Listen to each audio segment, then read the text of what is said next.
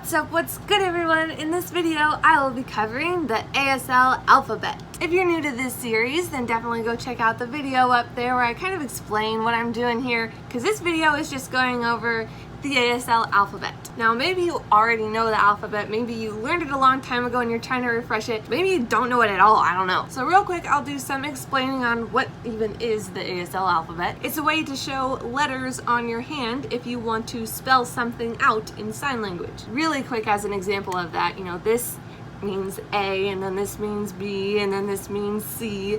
I will get to all the other letters in a minute, but just to show you what I'm talking about. When putting all the letters together to make a word is called fingerspelling. This is absolutely fantastic because it is like the base. You use it to spell your name, you use it to spell the name of companies, you use it to spell words that you don't know. The main purpose of the ASL alphabet is to spell words that you don't know. Obviously, you gotta learn signs, especially if someone is signing to you. They're not going to be fingerspelling all the time. Kind of like if you only knew how to spell in English. If I was walking up to someone and I was like, HIMYNAMEISHOPE.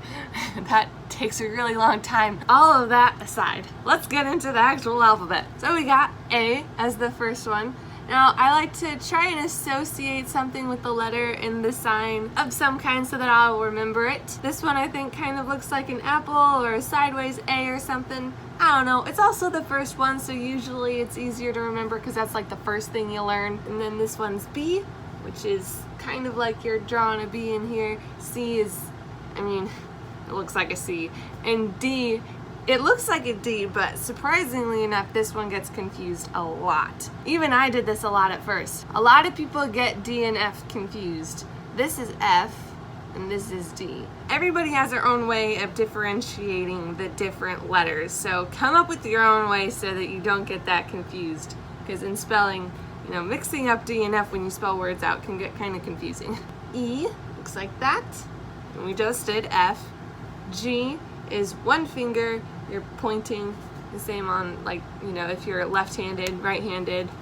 H is two fingers. This always reminded me of when, like, birds would come and, like, perch on your fingers, specifically Mary Poppins, because I love that movie when I was little. And I think when she was singing Spoonful of Sugar or some kind of song like that, she went like this and a bird got on her hand. And also, because H is the first letter of my name, I really wanted to make sure that I remembered it. H, I, and make sure that your thumb is here, because if it's over here, it might kind of look like a Y, and yeah, it's just a good habit to build, keeping your thumb there. J is kind of a fun one. All the letters so far haven't moved, but this is the first one that does.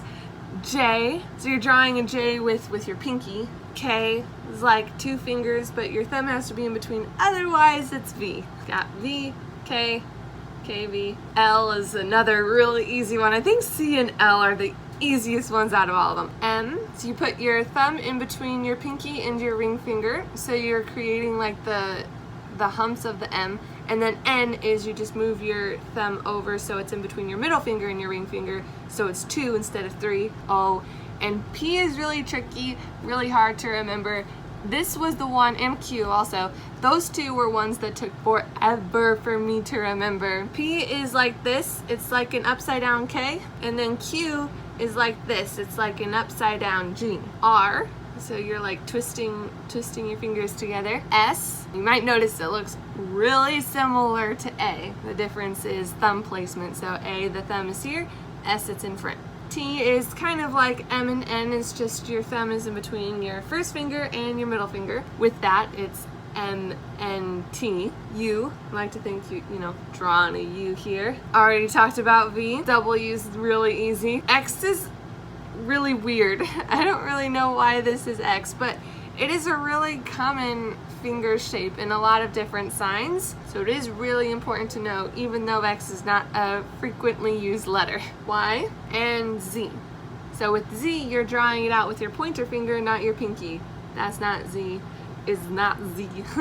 This is Z. Altogether, A, B, C, D, E, F, G, H, I, J, K, L, M, N, O, P, Q, R, S, T, U, V, W, X, Y, and Z. If you forgot any letters, feel free to rewatch this or look up other videos, that's cool. Fingerspelling is used all the time, so if you're getting ready to talk to a deaf person or you want to be a part of this community, I would highly recommend practicing fingerspelling a lot. If you're just starting out, I would just keep signing the alphabet over and over and practice getting really, really fast at it. And this is a really nice thing to do anywhere because you always have your hands with you. Oftentimes if I'm in line for something or waiting for anything really, I'll just fingerspell the alphabet and practice getting faster at it so that my hands get used to moving quickly and just to keep up the practice. After you get really good at that, then I would recommend signing other words like, watermelon or,